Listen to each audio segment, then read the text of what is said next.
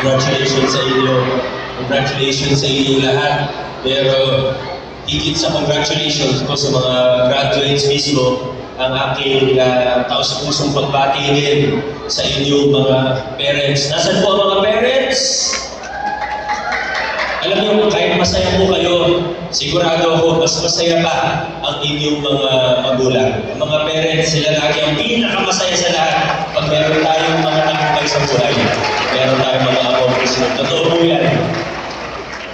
Yung mga nasa upper box, okay na po kayo? Magandang umaga sa ating lahat.